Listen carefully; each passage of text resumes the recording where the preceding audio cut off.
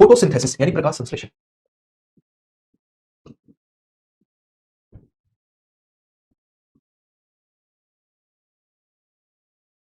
क्या होता है प्रकाश संश्लेषण? अगर फोटोसिंथेसिस यानी प्रकाश संश्लेषण को लेकर बात करें तो प्रकाश संश्लेषण में क्या होता है? प्रकाश संश्लेषण में हम जो पेड़ पौधे होते हैं, है ना, पेड़ पौधे होते हैं, वो आसपास का जो इन्वायरमेंट होता है उससे कार्बन डाइऑक्साइड और भूमि से जल लेकर ग्लूकोज और ऑक्सीजन का निर्माण करते हैं। ये प्रकाश संश्लेषण है। कैसे समझिएगा? ये जो हमारे पास मान लीजिए कोई पेड़ है ना, कोई पौधा है, मान लीजिए कोई भी एक पौधा ले लीजिए, कोई दिक्कत की बात नहीं है ऐसी कि हमें यही लेना है। ये हमने कोई पेड़ लिया, कोई पौधा लिया, ठीक है ना। अच्छा, इसकी जो नीचे की तरफ रूट्स होंगी, है ना, जड़ें होंगी इस तरह, नीचे की ओर क्या होंगी, नीचे की ओर इसकी रूट्स होंगी इस तरीके से, ठीक है, रूट्स होंगी इसके नीचे इस तरीके से। और यहाँ हमारे पास एनवायरमेंट है। क्या है? एनवायरमेंट है। ठीक, इसी एनवायरमेंट में क्या है, इसी एनवायरमेंट में हमारे पास CO2 पाई जाती है। क्या पाई जाती है? CO2 पाई जाती है। 0.03% CO2 है हमारे वातावरण में, है ना। और यहाँ पर क्या है, यहाँ पर हमारे पास वाटर है यानी जल। यहाँ पर क्या है, यहाँ पर वाटर है यानी भूमिगत जल है। ठीक है, तो आप क्या समझे प्रकाश संश्लेषण क्या है? तो प्रकाश संश्लेषण में जो पेड़ पौधे होते हैं वो भूमिगत जल को लेते हैं यानी ग्राउंड वाटर को लेते हैं, और एनवायरमेंट से CO2 को लेते हैं, है ना, CO2 को लेते हैं, और देते क्या हमें? देते हैं हमारे पास O2 ऑक्सीजन को देते हैं, साथ के साथ C6H12 और O6 यानी ग्लूकोज बनाते हैं। इस ग्लूकोज का यूज तो अपने भोजन के लिए करते हैं। ये क्या है? इनका फूड है। ये क्या है? इनका फूड है। ठीक है, फूड है। और ये क्या है? ये इसे वायुमंडल में छोड़ देते हैं, इसे वायुमंडल में छोड़ देते हैं। तभी तो हम क्या बोलते हैं, तभी तो हम बोलते हैं भैया पेड़ पौधे लगाने चाहिए। क्यों लगाने चाहिए? एक तो हमारे एनवायरमेंट में जो एक्स्ट्रा कार्बन डाइऑक्साइड है उस एक्स्ट्रा कार्बन डाइऑक्साइड को सोख लेते हैं, और सोखने के बाद उल्टा हमें ऑक्सीजन और देते हैं। तो डबल ही तो प्रॉफिट हुआ। एक तो हमारे पास कार्बन डाइऑक्साइड को सोख रहे हैं और दूसरा दे क्या रहे? ऑक्सीजन दे रहे हैं, है ना, ऑक्सीजन दे रहे हैं। तो इसीलिए हम कहते हैं हमें क्या करना चाहिए, हमें पेड़ पौधे लगाने चाहिए। समझे? तो एक बार आप इसकी डेफिनेशन लिखिएगा, रिएक्शन भी लिखेंगे, डेफिनेशन लिखो पहले। आप लिखेंगे सनलाइट की प्रेजेंस में, सनलाइट की उपस्थिति में, सनलाइट की उपस्थिति में, उपस्थिति में प्लांट, प्लांट भूमिगत जल यानी ग्राउंड वाटर, भूमिगत जल यानी ग्राउंड वाटर, ग्राउंड वाटर व व वायुमंडल से, वायुमंडल से कार्बन डाइऑक्साइड यानी CO2 को लेकर ग्लूकोज, ग्लूकोज व ऑक्सीजन बनाते हैं, ऑक्सीजन बनाते हैं, ऑक्सीजन बनाते हैं। क्लियर है यहां तक की चीजें जो मैं आपको बताई? मैंने सिंपल यही कहा और कुछ एक्स्ट्रा इसमें कुछ नहीं था। मैंने ये कहा जो पेड़ पौधे हैं वो भूमिगत जल को लेंगे, ग्राउंड वाटर को लेंगे, और जो हमारे एनवायरमेंट में कार्बन डाइऑक्साइड है 0.03%, उस कार्बन डाइऑक्साइड को लेंगे और निकालेंगे क्या? ऑक्सीजन और ग्लूकोज निकालेंगे। ग्लूकोज जो है इनका वो खाना है और इसे ये एनवायरमेंट में छोड़ देते हैं। इसीलिए पौधे जो हमारे लिए जरूरी है। पौधे इसलिए जरूरी नहीं है क्योंकि वो हरे भरे दिखाई देते हैं।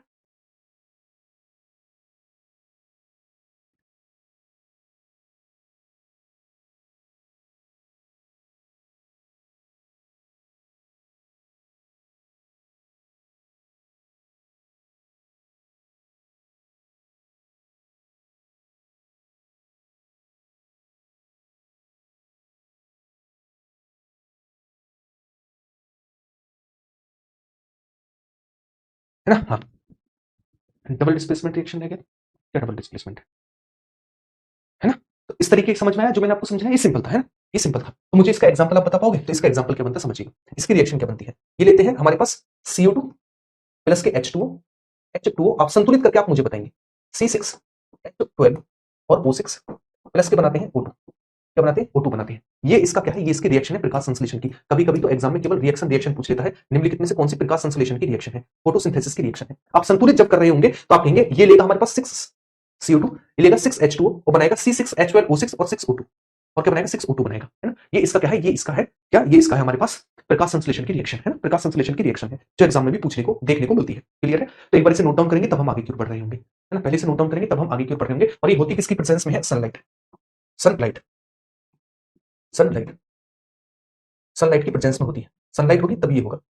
ठीक है, सनलाइट होगी तभी होगा। जैसे आप अपने घर में खाना बनाते हो तो बिना गैस के खाना बन पाएगा? नहीं बन पाएगा। उसी तरीके से बिना सनलाइट के सब हो पाएगा? नहीं हो पाएगा। ये सनलाइट की प्रेजेंस में होता है सारा का सारा। अच्छा, जैसे मैं आपसे, है ना, जैसे मैं आपसे क्या बनता हूं पूछता हूं, जैसे मैं आपसे ये पूछ रहा हूं, मुझे बताइएगा निम्नलिखित में से प्रकाश संश्लेषण में किसकी आवश्यकता नहीं होती है? मैंने आपसे पूछा प्रकाश संश्लेषण की क्रिया में किस चीज की आवश्यकता नहीं होती है? सनलाइट, कार्बन डाइऑक्साइड, या फिर हमारे पास जल, या फिर जल, या फिर हमारे पास ऑक्सीजन। इसकी जरूरत नहीं होती है। मैंने इसे हटा देता हूं। मुझे बताएंगे प्रकाश संश्लेषण की अभिक्रिया में किसकी जरूरत नहीं होती? चार ऑप्शन मैं आपको दे रहा हूं। फर्स्ट ऑप्शन मैंने आपको दिया, फर्स्ट ऑप्शन दे रहा हूं, CO2 की जरूरत नहीं होती है। सेकंड, O2 की जरूरत नहीं होती है। यहां पे बताएंगे। थर्ड मुझे बताएंगे सनलाइट की जरूरत नहीं होती है, सनलाइट या फिर वाटर यानी जल की जरूरत नहीं होती है। फोर्थ लिखेंगे, फोर्थ, या फिर जल की जरूरत नहीं होती। बताइए इन चारों में से किसकी जरूरत प्रकाश संश्लेषण की क्रिया में नहीं होती है? ठीक है, प्रकाश संश्लेषण की क्रिया में नहीं होती है। इन सब में से किसकी जरूरत नहीं होती है? बताइएगा।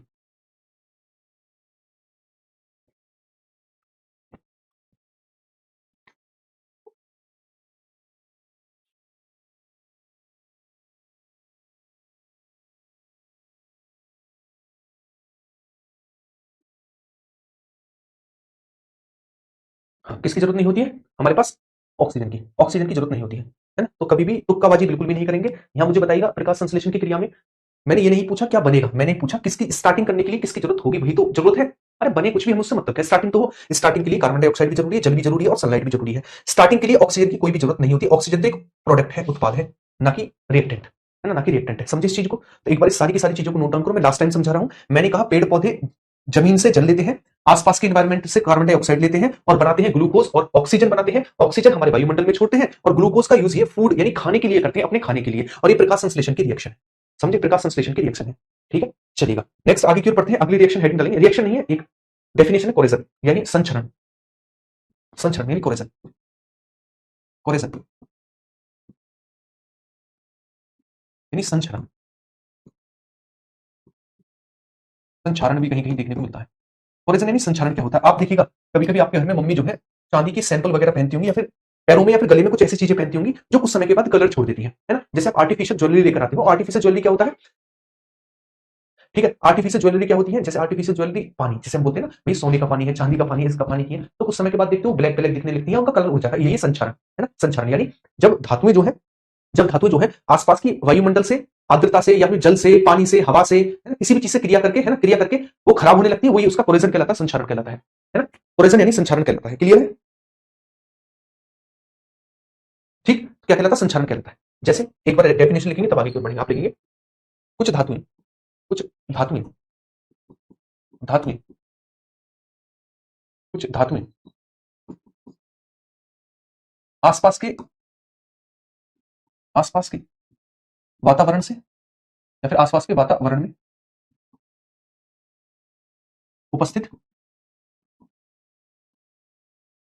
ऑक्सीजन या फिर आर्द्रता, आर्द्रता या फिर जल आदि से क्रिया करके, आदि से, आदि से क्रिया करके, क्रिया करके नष्ट होने लगती है, यानी खराब होने लगती है, नष्ट होने लगती है,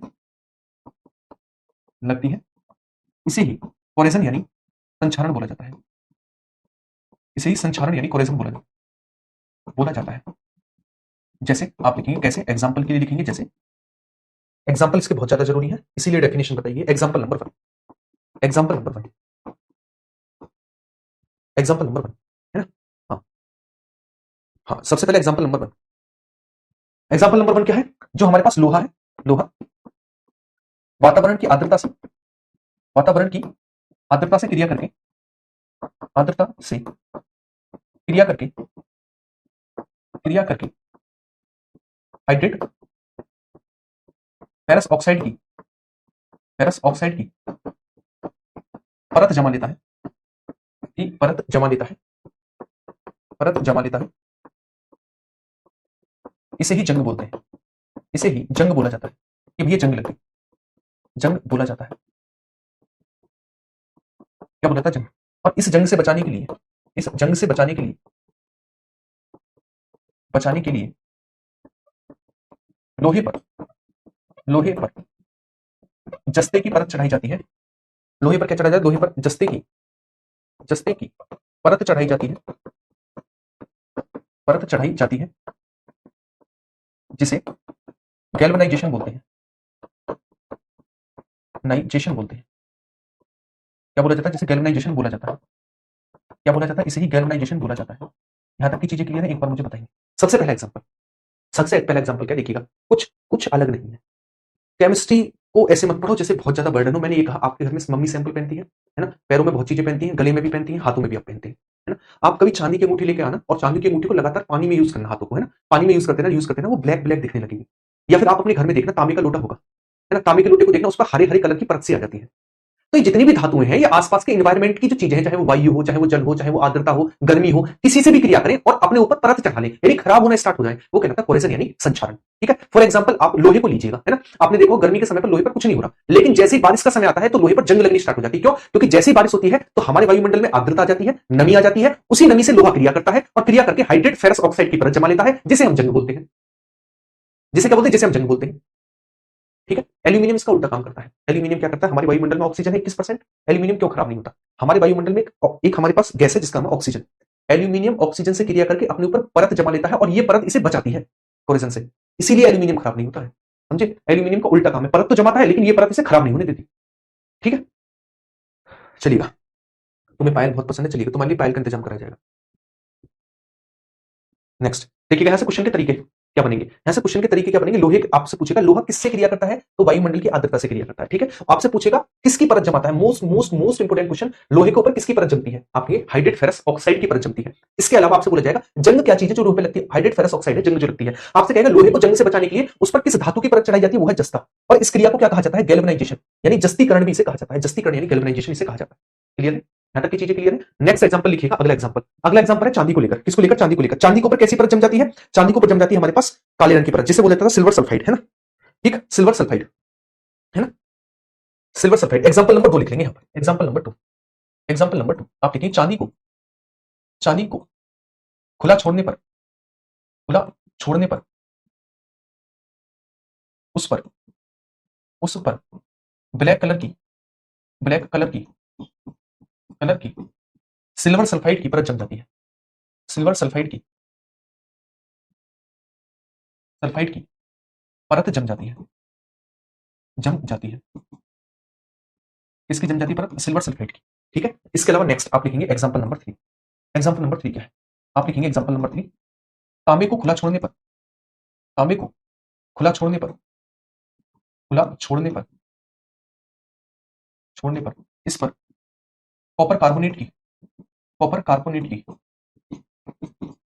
कॉपर कार्बोनेट की हरे रंग की, हरे रंग की परत चढ़ जाती है, चढ़ जाती है।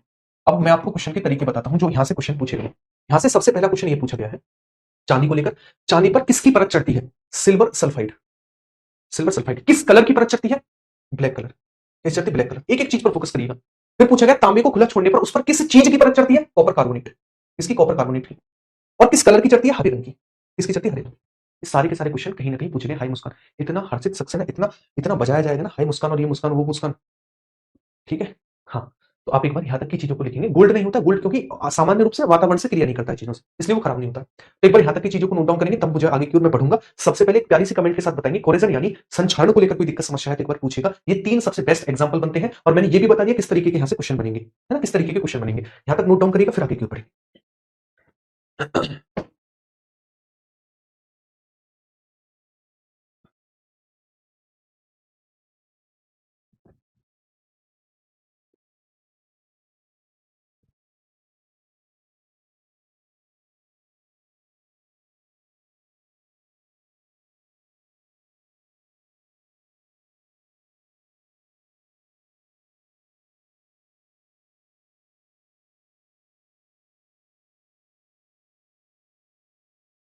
ठीक है, चलिए अब मुझे आप बताएंगे कि जो हमने जो थ्योरी समझी उसमें किसी तरीके की आपको दिक्कत समस्या है तो मैं क्वेश्चन की ओर बढ़ूं, है ना, क्वेश्चन की ओर बढ़ूं। आज हम क्वेश्चन प्रैक्टिस करेंगे। अब आगे के पार्ट में क्या करेंगे, क्वेश्चन प्रैक्टिस। चलिए, ये चैप्टर यानी अब तक की पढ़ी हुई केमिस्ट्री का एक एक पार्ट क्लियर है, तो अब हम क्वेश्चन लगाएंगे आज के इस चीज को लेकर। मतलब आज का मतलब केमिकल रिएक्शंस के क्वेश्चंस के एक बार बेहतरीन तरीके से प्रैक्टिस कर लेते हैं, ताकि एग्जाम में आए तो आप छोड़े ना किसी भी हालत में, है ना। ना, ये आपका इसलिए है क्योंकि आपका जब सिलेबस खत्म हो तो क्वेश्चन भी कंप्लीट हो, है ना, क्वेश्चन भी कंप्लीट हो। स्टार्ट करें, है ना, स्टार्ट करें भी। ठीक है, हाँ, सबसे पहला क्वेश्चन लेते हैं, सबसे पहला क्वेश्चन लेते हैं, ये रहा आपके पास, ये रहा। जल का रासायनिक नाम क्या है ना। स्टार्टिंग करते हैं सबसे पहले क्वेश्चन से। जल का रासायनिक नाम क्या देखने को मिलता है, जल, जल होता है H2O। क्या होता है, H2O होता है। ठीक है, H2O होता है। H2 यानी इसे क्या बोलते हैं, H2O को हम क्या बोलते हैं, हाइड्रोजन, बताइए क्या बोलेंगे इसे, H2, H2। अच्छा, मुझे बताएंगे इसमें हाइड्रोजन के कितने अणु हैं और ऑक्सीजन के कितने अणु हैं, ये भी मुझे बताएंगे। ऑक्सीजन के कितने अणु हैं, हाइड्रोजन के कितने अणु हैं, है ना। चलिएगा, जल का रासायनिक देखिए, सोडियम का तो मतलब ही नहीं रहा, कार्बोनेट का, बाइकार्बोनेट का यहाँ पर कोई मतलब नहीं है। कार्बोनेट मतलब होता है CO3, है ना। अच्छा, यहाँ पर बना हाइड्रोजन डाइऑक्साइड, क्या बना, हाइड्रोजन डाइऑक्साइड। अगर मैं बात करूं हाइड्रोजन के कितने 2 परमाणु है और ऑक्सीजन का कितना है, ये 1 परमाणु है, और ये किसके द्वारा ज्ञात किए जाते हैं, अणु सूत्र के द्वारा। नेक्स्ट, वह अभिक्रिया जिसमें किसी पदार्थ में ऑक्सीजन की वृद्धि होती है या इलेक्ट्रॉन की कमी होती है, वो क्या कहलाती है। आपसे पूछा है वो क्रिया, है ना, वो क्रिया जिसमें, है ना, जिसमें क्या हो, जिसमें ऑक्सीजन की तो वृद्धि हो, है ना, और या फिर इलेक्ट्रॉन की कमी हो, क्या कहलाती है। बहुत अच्छे से मैंने आपको कल बताया था, एक होता ऑक्सीडेशन, एक होता ऑक्सीडेशन और एक होता रिडक्शन, एक होता रिडक्शन। एक होता है ऑक्सीडेशन और एक होता है रिडक्शन। अगर मैं ऑक्सीडेशन को लेकर बात कर रहा हूं तो ऑक्सीडेशन का मतलब है तीन चीजें। सबसे पहले ऑक्सीडेशन में ऑक्सीजन का ऐड होना, ऑक्सीजन का ऐड होना या फिर हाइड्रोजन का घटना या फिर इलेक्ट्रॉन की कमी होना, कमी होना। ये सभी एग्जांपल किसके हैं? ऑक्सीडेशन। वही रिडक्शन को लेकर तीन पॉइंट आप याद रखेंगे। और रिडक्शन में क्या होता है? ऑक्सीजन का घटना, घटना या फिर मैं ये कह सकता हूं हाइड्रोजन का ऐड होना या फिर इलेक्ट्रॉन का ऐड होना, इलेक्ट्रॉन का ऐड होना। ये हमारे पास ऑक्सीडेशन और रिडक्शन का एक तरीका है जानने का, है ना, जानने का तरीका था। तो मैंने कहा वह अभिक्रिया जिसमें किसी पदार्थ में ऑक्सीजन जो है वो एड ऑन होती है, ऑक्सीजन क्या एड ऑन होती है, और इलेक्ट्रॉन की कमी होती है। तो यहां से कुछ भी पूछ ले, ऑक्सीजन जुड़े, इलेक्ट्रॉन कमी हो, हाइड्रोजन की कमी हो, ये सभी ऑक्सीडेशन के एग्जांपल है, ऑक्सीकरण के एग्जांपल है। ऑक्सीडेशन यानी ऑक्सीकरण के एग्जांपल है। ठीक है, नेक्स्ट क्वेश्चन की ओर बढ़े। अगला क्वेश्चन ये रहा आपकी स्क्रीन पर। अगला पूरे 10,000 रुपए के लिए। प्रकाश संश्लेषण की अभिक्रिया उदाहरण है प्रकाश रासायनिक अभिक्रिया, अनुत्क्रमणीय अभिक्रिया, पुनर्विन्यास अभिक्रिया, द्विविस्थापन अभिक्रिया। इसका एग्जांपल है फोटोकेमिकल रिएक्शन, अनुत्क्रमणीय अभिक्रिया, पुनर्विन्यास अभिक्रिया, फिर द्विविस्थापन अभिक्रिया। अब डबल डिस्प्लेसमेंट रिएक्शन में कुछ नहीं होता। मैं डबल डिस्प्लेसमेंट रिएक्शन मैंने आपको कराई होगी, बस फर्क इस बात का है कि क्या आप बेवकूफ हो, बस इस बात का फर्क है, वो ज्यादा अंतर नहीं आता है। मैं भी बताऊंगा आपको क्या होता है डबल डिस्प्लेसमेंट। ठीक है, देखिएगा अगर मैं बात करूं किसका, सिंपल से देखिएगा आप अगर पॉइंट पर जाएंगे तो सीधी सी बात है प्रकाश रासायनिक अभिक्रिया, है ना, फोटोसिंथेसिस रिएक्शन, ज्यादा दिमाग नहीं लगाना। जो चीजें बहुत सिंपली वे में हो जाए उनमें ज्यादा दिमाग नहीं लगाते हैं, है ना। नेक्स्ट, निम्नलिखित में से सक्रियता श्रेणी में कौन सा तत्व अधिक सक्रिय है? अधिक सक्रिय है। मैंने आपको सक्रियता श्रेणी लिखवाई थी, अरे हाँ, है ना, मैंने आपको जब सक्रियता श्रेणी लिखवाई थी तो मैंने बहुत अच्छे से आपको सक्रियता श्रेणी लिखवाई थी। अच्छा, कौन कौन सी थी सक्रियता श्रेणी पूरी की पूरी, मतलब कौन ज्यादा सक्रिय होगा कौन कम से कम सक्रिय होगा, तो मैंने आपको बहुत अच्छे से बताया था। सबसे ऊपर आता है हमारे के N A C A M G, K N A C A M G, C A M G. उसके बाद आता है नेक्स्ट हमारे पास A L Z N F E P B, A L Z N F E P B, F E P B. इसके अलावा last आते हैं हमारे पास H C U H G, H C U H G और A ji A you, ए जी और ए you. यही तो थे सक्रियता श्रेणी। अब सक्रियता श्रेणी अगर आपको रटी हुई है तो इसके दो काम है, एक तो डिस्प्लेसमेंट रिएक्शन बहुत आसान हो जाएगी आपके लिए, है ना, जो ऊपर होगा वो कम वाले को हटा देगा हमेशा, और दूसरा आपसे इस सक्रियता श्रेणी को लेकर कुछ भी पूछ सकता है। जैसे अभी तो कहां के पूछे थे, अभी तो इसने ऊपर वाले पूछे हैं, है ना, अभी तो इसने ऊपर वाले पूछे हैं। क्या पूछा इसने? एक तो सोडियम, देखिएगा कैल्शियम पूछा है, अच्छा, इसके अलावा इसने सोडियम पूछा है, बिल्कुल पूछा, पोटेशियम पूछा, बिल्कुल पूछा है, और इसके अलावा हमारे पास कौन सा पूछा? Magnesium, magnesium. ऊपर के चार ही इसने उठा लिए, ऊपर के चार ही इसने उठा लिए हैं, तो सबसे ज्यादा सक्रिय कौन सा होगा? वो होगा पोटेशियम। कौन सा होगा? पोटेशियम। सक्रियता श्रेणी में सबसे ऊपर आएगा पोटेशियम। कौन सा आएगा? पोटेशियम है, ठीक है, पोटेशियम यानी क्या है, तो बहुत बढ़िया। नेक्स्ट आगे क्यों चलते हैं। अगला, ग्लूकोज का मूलानुपाती सूत्र क्या है? ग्लूकोज का मूलानुपाती सूत्र समझ रहे हो आप? मूलानुपाती सूत्र वो सूत्र होते हैं जिसमें हम किसी भी यौगिक, किसी भी परमाणु में उनके अणुओं की संख्या ज्ञात नहीं कर सकते हैं, है ना, अणुओं की संख्या ज्ञात नहीं कर सकते। कह रहा कैल्शियम होगा, कॉपी में से देख के बता दिया करो कम से कम। ठीक है, ग्लूकोज का मूलानुपाती सूत्र क्या होगा? ठीक, मूलानुपाती सूत्र मैंने आपको बताया था, ग्लूकोज का होता है CH2O। CH2O जो है ये मूलानुपाती सूत्र है ना। CH, मुझे पता आप कहां जा रहे होंगे, C8C। मैं मूलानुपाती सूत्र, मैंने ये कहा था मूलानुपाती सूत्र बेसिक फॉर्मूला होता है जिससे हम परमाणुओं की संख्या ज्ञात नहीं कर पाते हैं, वो मूलानुपाती सूत्र किसी भी यौगिक, किसी भी पदार्थ में, है ना। जैसे मैंने आपको बताया था बेंजीन जो होता है C6H6 होता है ना, और इसका मूलानुपाती सूत्र CH या CH इसका मूलानुपाती सूत्र है। ठीक है, ऐसी C6H12O6 ये क्या है? ये ग्लूकोज है, जबकि इसका मूलानुपाती सूत्र जो है वो CH2O है। CH2O जो है इसका मूलानुपाती सूत्र। एक बार कॉपी पलटने जरा, कॉपी पलटो स्टार्टिंग वाली, पहली क्लास, पहली क्लास का मतलब केमिकल रिएक्शन में पहली क्लास। एक बार देखना क्या लिखवाया मैंने, क्या लिखवाया है, अरे अच्छे से देखो पहले, कॉपी पलटो, पहले कॉपी पलटो तब मैं बताऊंगा। मैंने बहुत अच्छे से आपको बताया था मूल अनुपाती, बेसिक फॉर्मूला, जिससे हम किसी यौगिक में परमाणुओं की संख्या नहीं बता पाए, उसका बेसिक फॉर्मूला हो, साइंस की भाषा का फॉर्मूला, जिसे साइंटिस्ट या फिर कोई भी केमिस्ट समझ सके। ठीक है, वो होता है मूलानुपाती सूत्र। जैसे बेंजीन का एग्जांपल दिया था, CH बेंजीन का होता है। इसके अलावा ग्लूकोज का C6H12O6 होता है, लेकिन इसका मूलानुपाती सूत्र क्या हो? CH2 होता है। क्या होता है? CH2 होता है। ठीक है, क्लियर है? तो आंसर क्या होगा? आंसर का ऑप्शन नंबर ए। नेक्स्ट अगला क्वेश्चन, किसी यौगिक का मूलानुपाती सूत्र क्या दर्शाता है? किसी यौगिक का मूलानुपाती सूत्र क्या दर्शाता है?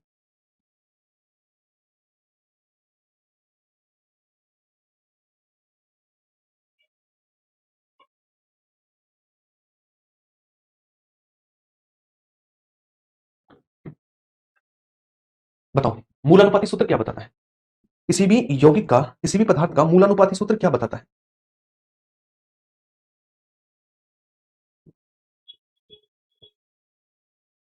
हाँ, क्या बताता है? देखिएगा, पदार्थ में सम्मिलित तत्वों की संख्या, पदार्थ का भार एवं आयतन, पदार्थ की भौतिक अवस्था, पदार्थ में उपस्थित तत्वों के परमाणुओं का सरलतम पूर्ण रूप, सरलतम, बेसिक, बिल्कुल सरलतम पूर्ण रूप ही क्या है? मूलानुपाती सूत्र है। सरलतम रूप बताता है, सिंपल, बिल्कुल सिंपल, सिंपलेस्ट फॉर्म बताता है। सरलतम रूप का मतलब है सिंपलेस्ट फॉर्म, मतलब इससे ज्यादा सिंपलेस्ट फॉर्म नहीं हो सकती, ये बताता है मूलानुपाती सूत्र। मूलानुपाती सूत्र बताता है ना, सबसे सरलतम रूप बताता है। डी सही होगा, सबसे सरलतम रूप। मैंने अभी भी बताया, फिर भी गलती कर रहे हैं। मैंने कहा सबसे बेसिक सरलतम स्ट्रक्चर बताएगा, उसके बाद भी एक ही ऊर्जा, उसके बाद भी एक ही ऊर्जा। मैंने बहुत अच्छे से बताया भाई, वो सरलतम रूप बताएगा, सरलतम रूप। आप वर्ड को तो समझो, इसका सबसे बेसिक चीज बताएगा, सरलतम रूप बताएगा। 6 का होगा डी। नेक्स्ट आगे की ओर बढ़ते हैं। किसी यौगिक की आणविक संरचना प्रदर्शित करती है अणु सूत्र के द्वारा, संरचना सूत्र के द्वारा, मूलानुपाती सूत्र के द्वारा, या सभी के द्वारा। किसी यौगिक की आणविक संरचना प्रस्तुत की जाती है। आणविक संरचना, मुझे एक बात बताइए, आणविक संरचना जो है ये मैं कह रहा हूं C6H12 और O6 है ना। इसकी मुझे आणविक संरचना पता करनी है, तो इसमें C के कितने अणु हैं? 6। H के कितने अणु हैं? 12। और O के कितने अणु हैं? 6। तो मैं इसका जो आणविक सूत्र है वो कैसे निकाल पा रहा हूं? इनमें अणुओं की संख्या ज्ञात करके, है ना। इनमें क्या करके? इनमें अणुओं की यानी मॉलिक्यूल की संख्या ज्ञात करके, अणुओं की संख्या ज्ञात करके। तो मुझे बताइएगा अणु सूत्र जो है किसी यौगिक का आणविक सूत्र अणु सूत्र के द्वारा निकाला जाएगा। अणु सूत्र के द्वारा कैसे? कि भैया इसमें कार्बन के कितने हैं, इसमें ऑक्सीजन के कितने हैं, इसमें हाइड्रोजन के कितने, इस तरीके से, है ना। इस तरीके से जैसे मैं आपसे कहने लगूं मेरे पास एक फॉर्मूला है N2 जिसे कहते हैं नाइट्रस ऑक्साइड या फिर लाफिंग गैस, कहते हैं नाइट्रस ऑक्साइड या फिर लाफिंग गैस, इसे बोलते हैं nitrous oxide, nitrous oxide, oxide या फिर लाफिंग गैस। ठीक है। अच्छा, इसमें हमारे पास नाइट्रोजन के कितने हैं अणु और ऑक्सीजन के कितने हैं? तो आपकी नाइट्रोजन के इसमें 2 है और ऑक्सीजन का इसमें 1 है, ऑक्सीजन का इसमें 1 है। ठीक है, क्लियर है, बहुत बढ़िया। तो इस तरीके से हम क्या पता कर सकते हैं? इसे बोलते हैं laughing gas, laughing, laughing gas N2 को बोला जाता है, नाइट्रस ऑक्साइड। नेक्स्ट आगे की ओर बढ़ते हैं। अगला, जब तांबा आसपास की ऑक्सीजन और जल से क्रिया करता है तो उस पर हरे कलर की परत चढ़ जाती है। ये परत किस चीज की है ना। इसने क्या कहा? इसने कहा है जब तांबा आसपास के वातावरण से क्रिया कर लेता है तो इस पर एक हरे कलर की परत चढ़ती है। उस हरे कलर की परत का क्या नाम है? मैंने कहा कि जब लोहा क्रिया करता है आर्द्रता से तो उस पर हाइड्रेट फेरस ऑक्साइड की परत जमती है जिसे जंग बोला जाता है, और इस जंग से बचाने के लिए इस पर एक परत चढ़ाई जाती है जिसका नाम है जिंक, जिसे बोलते हैं गैल्वेनाइजेशन की प्रक्रिया। उसी तरीके से मैंने आपको बताया था सिल्वर सल्फाइड की परत चढ़ जाती है किस पर? चांदी पर, और वो किस कलर की होती है? ब्लैक कलर की। और मैंने बताया था तांबा जो होता है वो आसपास की आर्द्रता और वायु से क्रिया करके क्या जमा लेता है? अपने ऊपर हरे कलर की परत चलाता है जिसे कहते हैं क्या? जिसे कहते हैं हम कॉपर कार्बोनेट। क्या बोलते हैं? कॉपर कार्बोनेट की परत चला देता है। किसकी? कॉपर कार्बोनेट की। ठीक है, कॉपर कार्बोनेट की परत जमा देता है। नेक्स्ट अगला क्वेश्चन, नाइट्रस ऑक्साइड यानी हास्य गैस का रासायनिक सूत्र क्या है? देखिएगा, Na2CO3 इसे कहते हैं सोडियम कार्बोनेट। इसे क्या बोलते हैं? इसे बोलते हैं सोडियम कार्बोनेट ना, सोडियम कार्बोनेट। NaCl है, ये है सोडियम क्लोराइड। क्या? Sodium chloride. CO है, ये बुझा हुआ चूना, कैल्शियम ऑक्साइड। ठीक है, हमारे पास पता N2 को बोला जाता है लाफिंग गैस या फिर नाइट्रस ऑक्साइड, लाफिंग गैस या फिर नाइट्रस ऑक्साइड के नाम से इसे जाना जाता है ना। ये क्या है? ये है सोडियम कार्बोनेट, ये है सोडियम क्लोराइड, ये है कैल्शियम ऑक्साइड, और ये हमारे पास है क्या? ये हमारे पास है नाइट्रस ऑक्साइड। क्या है? नाइट्रस ऑक्साइड है। क्लियर है, आगे की ओर बढ़े। नेक्स्ट अगला, ऐसी अभिक्रिया जिसमें ऊष्मा का अवशोषण होता है कहलाती है। ऊष्मा अपने अंदर लेती है। मैंने 2 तरीके की अभिक्रिया बताई, एक जो ऊष्मा ले रही है और एक जो ऊष्मा दे रही है। जैसे बर्फ है, बर्फ ऊष्मा लेगी और लेने के बाद पिघल जाएगी। लोहा ऊष्मा लेगा, लेने के बाद पिघल जाएगा। इन्हें कहते हैं ऊष्मा क्षेपी अभिक्रिया या फिर ऊष्मा शोषी। बताइए, ऊष्मा क्षेपी या ऊष्मा शोषी? दूसरी होती है ऐसी अभिक्रिया जो ऊष्मा छोड़ती है। देखिए, ऊष्मा शोषी वो होती है जो ऊष्मा को ग्रहण करती है, क्षेपी वो होती है जो छुपाए रखती है। छुपाए रखती है मतलब जैसे पेट्रोल है, पेट्रोल को हाथ में लिया कुछ नहीं हुआ, और उसी पेट्रोल को हाथ में लेकर आग लगाना, धुआं धुआं कर देगा, यानी उसने छुपा के रख रखी है एनर्जी। तो ऐसी अभिक्रियाएं जो ऊष्मा का अवशोषण करे, ऊष्मा शोषी, और जो ऊष्मा को छोड़े, ऊष्मा क्षेपी, है ना। ऊष्मा क्षेपी आपके उल्टा है सर, इसमें तो उल्टा कंसेप्ट लगता है। ऊष्मा क्षेपी मतलब, ऊष्मा छिपी मतलब जो छुपा के अंदर रख रखी नहीं। ऊष्मा छिपी का मतलब होता है जो अपने अंदर ऊष्मा रखती है और जरूरत पड़ने पर ऊष्मा देगी, है ना। तो ऐसी अभिक्रिया जिसमें ऊष्मा का अवशोषण होता है ऊष्मा शोषी अभिक्रिया कहलाती है। अच्छा, ऊष्मा शोषी अभिक्रिया का एग्जांपल बताओ सभी, जिसको जो एग्जांपल पता है मुझे बताओ ऊष्मा शोषी अभिक्रिया का। मैंने आपको बहुत अच्छे से बताया था जो ऊष्मा का अवशोषण करेंगे, ऊष्मा को खाएंगे, उनका फूड ही ऊष्मा है। जैसे बर्फ है, बर्फ पिघलेगी तब जब आसपास से गर्मी ले लेगी, यानी ऊष्मा को खा गई। लोहा लोहा पिघलेगा जब आप उसे गर्म करोगे, पानी पानी पिघलेगा जब आप उसे गर्म करोगे। तो पानी को गर्म करना भी ऊष्मा शोषी अभिक्रिया है, क्योंकि वो हीट को ले रहा है तब वो उबल रहा है ना। जैसे बर्फ को रख रहे हैं तभी वो पिघल रही है, लोहे को गर्म कर रहे हैं तभी वो लिक्विड फॉर्म में कन्वर्ट हो रहा है। ऊष्मा का अवशोषण कर रही है ना, ऊष्मा का अवशोषण हो रही है ना। और क्षेपी कौन सी होती है? जो छिपा के रखती है अपने अंदर, छिपा के चुप बैठती है। जैसे डीजल ले लो, जैसे आप मिट्टी का तेल ले लो, मिट्टी का तेल, मिट्टी का तेल देखा आपने? मिट्टी के तेल को कभी भी हाथ में लेकर देखना, क्या महक आती है, आहा, बिल्कुल ऐसा लगता है, मजा आ गया महक सुनकर। लेकिन आप उसमें आग लगाना, फिर हाथ में लेना, आग लग जाएगी, यानी अपने अंदर ऊष्मा को छुपा के बैठा है, छुपा के बैठा है। क्लियर। नेक्स्ट आगे की ओर बढ़ते हैं। अगला, किसी रासायनिक अभिक्रिया में प्राप्त उत्पादकों और अभिक्रिया में सम्मिलित अभिकारकों के द्रव्यमान में क्या संबंध होता है? इसने क्या पूछा? इसने ये पूछा, मेरी एक सिंपल सा एक एग्जांपल समझिए। इसने कहा है, इसने ये कहा है जैसे Na है ना, या फिर ऐसे समझिएगा आप H प्लस O2, ये बना H2O, H2O बना। तो मैं इसे ऐसे कह सकता हूं, क्या कह सकता हूं? मैं ऐसे कह सकता हूं 4H, है ना, 4H, ये 4H प्लस O2, 2H2O बना। तो इसने कहा इनमें क्या संबंध है? अभिकारक और उत्पाद, ये अभिकारक हो गए, अभिकारक और उत्पाद के द्रव्यमानों में क्या संबंध होगा? तो मैंने आपको बताया स्केलेटन अभिक्रिया होती है और एक क्या होती है? एक संतुलित अभिक्रिया होती है ना। तो मैंने आपको बताया संतुलित क्यों किया जाता है? क्योंकि दोनों तरफ हमें द्रव्यमान बराबर करने हैं। ये हम द्रव्यमान ही तो बराबर कर रहे हैं, अरे नापतोल ही तो बराबर कर रहे हैं। ये 4 इस तरफ तो 4 इस तरफ हाइड्रोजन के, अच्छा 2 इस तरफ ऑक्सीजन के तो 2 इस तरफ ऑक्सीजन के, तो द्रव्यमान ही तो बराबर कर रहे हैं। तो इस तरीके की अभिक्रियाएं जो है जिसमें हम क्या करते हैं? द्रव्यमानों को इक्वल करने का काम करते हैं। यहां पर हाइड्रोजन के 4 हैं तो यहां पर हाइड्रोजन के 4 हैं, यहां ऑक्सीजन के 2 हैं तो यहां पर भी ऑक्सीजन के 2 हैं। तो हम क्या करें? द्रव्यमानों को बराबर कर रहे हैं। क्या करें? द्रव्यमानों को बराबर कर रहे हैं, है ना। तो आप क्या कहेंगे? आप कहेंगे उत्पाद और अभिकारक जो थे इनके द्रव्यमान इक्वल किए जाते हैं, उत्पाद और द्रव्यमान जो है बराबर किए जाते हैं, है ना। यही तो हमारे पास होती है संतुलित अभिक्रिया, इसीलिए तो संतुलित की जाती है अभिक्रिया। अरे हाँ या ना, आपके यहाँ। नेक्स्ट आगे की ओर बढ़ते हैं। यदि 2 या 2 से अधिक अभिकारक संयुक्त होकर एकल उत्पाद का निर्माण करते हैं तो यह प्रक्रिया क्या कहलाती है? यह प्रक्रिया क्या कहलाती है? फॉर एग्जांपल मैं क्या लूं? मैंने कह दिया C plus O2 is equal to CO2, यानी कार्बन और ऑक्सीजन के संयोग से कार्बन डाइऑक्साइड बन रही है। कार्बन और ऑक्सीजन के संयोग से क्या बन रही है? कार्बन डाइऑक्साइड बन रही है। ठीक है, तो इसने क्या किया, दो या दो से अधिक अभिकारक यानी रिएक्टेंट मिलकर एक प्रोडक्ट बनाए, एक प्रोडक्ट बनाए, इसे कहते हैं संयोजन अभिक्रिया, कॉम्बिनेशन रिएक्शन। संयोजन अभिक्रिया इसे बोला जाता है, कॉम्बिनेशन रिएक्शन बोला जाता है। इसका उल्टा मैं कह देता, अगर एक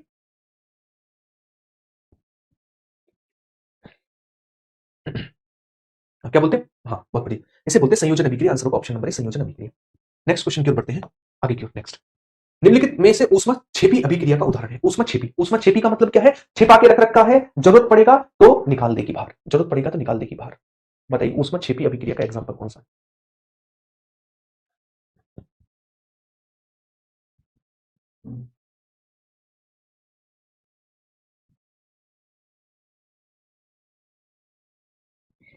चलिए घर से करिएगा, कुछ थोड़ा दिमाग लगाइए, है घर से करिएगा। Next question number 14, CaCO3 CaO plus CO2 किसका एग्जांपल है? CaCO3 CaO प्लस CO2 किसका एग्जांपल है? फटाफट से बताएं किसका एग्जांपल है। घर से करिएगा, थोड़ा दिमाग लगाइए, बताइए किसका एग्जांपल है हमारे पास ये वाला। हाँ, देखिए एक चीज समझिएगा, CaCO3 मतलब एक रिएक्टेंट दो या दो से अधिक उत्पादों में टूट गया, है ना, तो इसे कहते हैं वियोजन, यानी डिस, क्या बोलते हैं, डिसकॉम्बिनेशन रिएक्शन, है ना, डिसकॉम्बिनेशन रिएक्शन यानी वियोजन अभिक्रिया, वियोजन अभिक्रिया बोला जाता है। ठीक है, क्या बोला जाता है? वियोजन अभिक्रिया बोला जाता है। जब एक अभिकारक दो या दो से अधिक उत्पादों में टूटता है तो इसे वियोजन अभिक्रिया बोलते हैं। विस्थापन अभिक्रिया करें तो कथा, इसी यदि किसी अभिक्रिया में एक पदार्थ का ऑक्सीकरण तथा एक पदार्थ का अपचयन हो रहा है तो डैश कहलाता है, डैश कहलाता है। हाँ, क्या कहलाता है मुझे बताएंगे। एक पदार्थ का ऑक्सीकरण दूसरे का क्या हो रहा है? रिडक्शन हो रहा है। इसको दो भाषा में बोल सकते हैं, या तो इसको ऑक्सीडेशन रिडक्शन, रिएक्शन बोल देंगे आप, ऑक्सीडेशन रिडक्शन, बहुत सिंपल, लेकिन ये कभी एग्जांपल आएगा नहीं, पहचान लोगे आप। या फिर इसी को बोल सकते हैं रेडॉक्स अभिक्रिया, रेडॉक्स अभिक्रिया, रेडॉक्स रिएक्शन, रेडॉक्स रिएक्शन इसे बोल सकते हैं। यानी एक ही रिएक्शन में ऑक्सीडेशन भी हो रहा हो, रिडक्शन भी हो रहा हो, इस अभिक्रिया को ऑक्सीडेशन रिडक्शन या फिर रेडॉक्स अभिक्रिया भी बोलते हैं, या फिर रेडॉक्स अभिक्रिया भी बोलते हैं। तो आंसर क्या होगा? आंसर होगा ऑक्सीकरण अपचयन अभिक्रिया, ऑक्सीकरण अपचयन अभिक्रिया इसे बोला जाता है। रेडॉक्स भी नाम याद रखेंगे, रेडॉक्स भी इसे बोल सकते हैं। नेक्स्ट आगे की ओर बढ़ते हैं। अगला अगला क्वेश्चन आपकी स्क्रीन पर पूरे 10,000 रुपए के लिए। एक यौगिक को ऊष्मा प्रदान करने या गर्म करने पर वह दो अथवा दो से अधिक सरल पदार्थों में टूट जाता है, तो इस प्रकार की अभिक्रिया किसका एग्जाम्पल है? इस प्रकार की अभिक्रिया किसका एग्जाम्पल है? ये कह रहा है एक यौगिक को ऊष्मा दे रहे हैं, वो दो या दो से अधिक पदार्थों में टूट जा रहा है, हीट देने पर, हीट देने पर। तो सीधी सी बात है, प्रकाश तो हो नहीं सकता क्योंकि हीट दे रहे हैं, विद्युत हो नहीं सकता क्योंकि हीट दे रहे हैं। तो हीट दे रहे हैं तो एक ऊष्मीय तो हम पढ़ सकते हैं, एक तो आया ऊष्मा, एक आया वियोजन। मतलब एक तो हम दे रहे हैं गर्म, तो ऊष्मा दे रहे हैं, और वो दो या दो से अधिक सरल पदार्थों में टूट रहा है यानी वियोजित हो रहा है, तो इसे कहते हैं ऊष्मीय वियोजन। क्या कहते हैं? ऊष्मीय वियोजन इसे बोला जाता है, ऊष्मीय वियोजन इसे बोला जाएगा, है ना, ऊष्मीय वियोजन। ऊष्मीय वियोजन क्यों? एक तो ऊष्मा दे रहे हैं, दूसरा वो टूट रहा है, तो ऊष्मीय वियोजन इसे बोलेंगे। नेक्स्ट आगे की ओर बढ़ते हैं। अगला, लोहा चांदी तांबा आदि धातुओं से बनी वस्तुओं को अम्ल एसिड यानी एयर हवा, आर्द्रता यानी ह्यूमिडिटी आदि के प्रभाव में धीरे धीरे नष्ट होने को क्या कहा जाता है? आदि में धीरे धीरे नष्ट होती है, इनको किस तरीके से हम जान सकते हैं? किस वे में हम इन्हें जान पाएंगे? धीरे धीरे नष्ट होने लगती है, इन्हें किस तरीके से जानेंगे? ठीक है, चलिएगा, इन्हें बोल देते हैं कोरेजन यानी संक्षारण। जैसे मैंने आपको बताया लोहे पर जंग लगना, इसके अलावा सिल्वर सल्फाइड की परत चांदी पर चढ़ना, इसके अलावा calcium carbon sorry copper carbonate की कवर किस पर चढ़ना? तांबे पर चढ़ना। ये कोरेजन की एक एग्जांपल है। नेक्स्ट अगला क्वेश्चन, ऊष्मा छेपी अभिक्रिया का उदाहरण कौन सा? इन सभी में से ऊष्मा छेपी अभिक्रिया का उदाहरण कौन सा है? ऊष्मा छेपी का मतलब वो है जो ऊष्मा लेकर के अपना काम करेंगे, छुपा के नहीं रखा है पेट्रोल की तरह, ऊष्मा लेंगी, उन्हें कहेंगे छेपी। छेपी पूछा, सॉरी छेपी मतलब छुपा के रखा है, छेपी मतलब छुपा के रखा है ना, छुपा के रखा है, जब जरूरत पड़ेगी निकाल देंगे। जैसे एग्जांपल में पेट्रोल कर देता हूं, इनमें से बताएंगे कौन सा होगा, कौन सा होगा? छेपी का मतलब होता है छुपा के रखा हुआ।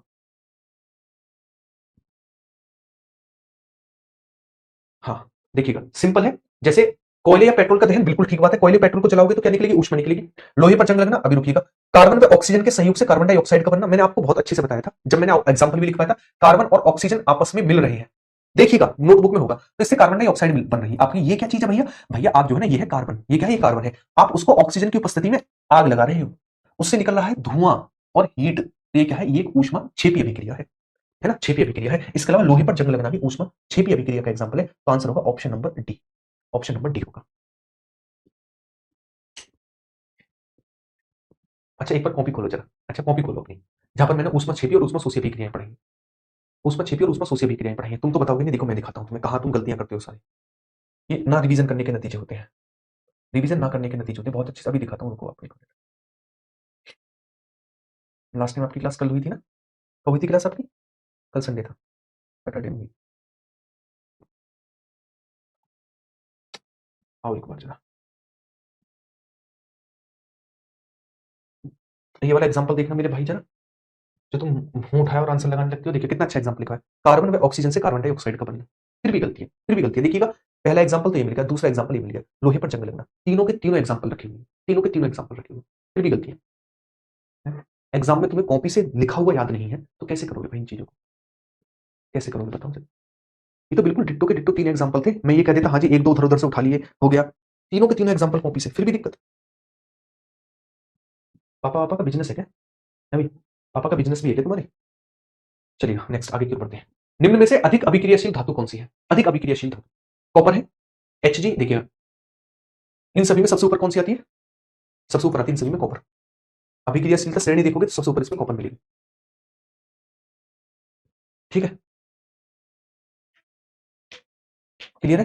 कौन सी मिलेगी, इन सभी में कॉपर मिलेगी। नेक्स्ट आगे की ओर बढ़ते हैं। किसी यौगिक का वह सूत्र जो उस यौगिक के अणु के परमाणुओं की संख्या का सरल अनुपात बताता है, सरल अनुपात बताता है, क्या कहलाता है, सरल अनुपात, बताइएगा क्या कहलाता है। दूध का बिजनेस है, तभी तो नहीं कर, तभी तो गलत कर रहे हो, हमें दूध का बिजनेस है। चलिएगा, चाचा विधायक है। बहुत बढ़िया। और कौन और किस किस का क्या क्या बिजनेस है भाई। एक का तो चाचा विधायक हो गए, चलो एक का दूध का है, भाई दूध का यहाँ पे भिजवा देना है, यहाँ भी भिजवा देना, सिलेक्शन ले लोगे तो तुम्हारे यहाँ दूध पिलाएंगे। इसी यौगिक का वह सरलतम दूध जो यौगिकों में परमाणु का सरल अनुपात बताता है, सरल अनुपात मतलब मूल अनुपात, मूल अनुपात यानी मूल अनुपाती सूत्र, मूल अनुपात यानी मूल अनुपाती सूत्र। वह रासायनिक अभिक्रिया जो एक ही दिशा में होती है वो क्या कहलाती है, वह रासायनिक अभिक्रिया जो एक ही दिशा में होती है, जो दोनों तरफ हो जाए वो उत्क्रमणीय अभिक्रिया, रिवर्सिबल रिएक्शन, और जो एक ही दिशा में हो इरिवर्सिबल रिएक्शन, अनुत्क्रमणीय अभिक्रिया, अनुत्क्रमणीय अभिक्रिया, है ना, अनुत्क्रमणीय अभिक्रिया। क्लियर है यहाँ तक की चीजें, ये हमारे को 21 क्वेश्चन तो मुझे फटाफट से बता देंगे ये चैप्टर और इसके क्वेश्चन आपको लगे, देखिएगा पढ़ाया हुआ सारा होता है, मैं एक एक चीज को एक एक वर्ड को मैं आपकी कॉपी में दिखा सकता हूँ इसके, ठीक है। मेरा पिंचर का काम है, बहुत बढ़िया, ठीक है। एक एक चीज जो है वो आपकी नोटबुक से थी, अगर गलती कर रहे हो तो रिवीजन में कमी है ना, मैं आपसे लास्ट टाइम बोल के भी चाहता हूँ भाई अगले दिन आओ तो आप रिवीजन करके आना, और फिर उसके बाद आते हो क्या करने, उसका बिना रिवीजन क्या जाते हो, क्लियर है। अब जो हुआ है अब ऐसी गलती नहीं करेंगे जो अब तक की क्लासेस हो चुकी हैं आपकी, है ना, केमिस्ट्री में जो चैप्टर्स हो गए हैं, ध्यान रखना उन सभी का 10 की 10 क्लास का रिवीजन कल करके आओगे, और कल हम अपना नया चैप्टर स्टार्ट करेंगे, है ना, नया चैप्टर स्टार्ट करेंगे, ठीक है। हो सकता है एक दो क्वेश्चन, देखिए एक दो क्वेश्चन पढ़ने में आंसर देने में मिस्टेक हो सकती है, एक दो क्वेश्चन, लेकिन दो क्वेश्चन के बाद आप ज्यादा गलती कर रहे हो तो आपकी गलतियां है, इन्हें सुधारो, है ना, इन्हें सुधारो, होनी तो एक दो भी नहीं चाहिए, लेकिन अगर कर रही हो तो उन्हें सुधार सकते हो क्योंकि एग्जाम में टाइम है अभी, ठीक। तो एक बार सारी की सारी चीजों का रिवीजन करके आएंगे। अब तक हमने जो केमिस्ट्री में पढ़ा है, केमिस्ट्री में पढ़े हुए अब तक के चैप्टर के हम क्वेश्चन लगा चुके हैं, लगभग 50 प्लस क्वेश्चन मैं आपको कंप्लीट करा चुका हूं अब तक। जब तक केमिस्ट्री खत्म होगी 200 250 300 क्वेश्चन आपके वो हो जाएंगे जिनके लिए आप इधर उधर भटकते हो, किताबों को खरीदते हो केमिस्ट्री के क्वेश्चन के लिए, आपकी थ्योरी और क्वेश्चन दोनों के दोनों खत्म हो जाएंगे जब आपका केमिस्ट्री का सिलेबस होगा। कल हम अपना नया चैप्टर स्टार्ट करेंगे, तो रिवीजन करके अब तक की जो केमिस्ट्री का पोर्शन हुआ उसका पूरा का पूरा रिवीजन करके आओगे, ठीक है। मेरे पापा फार्मर है, तू सफल होगा।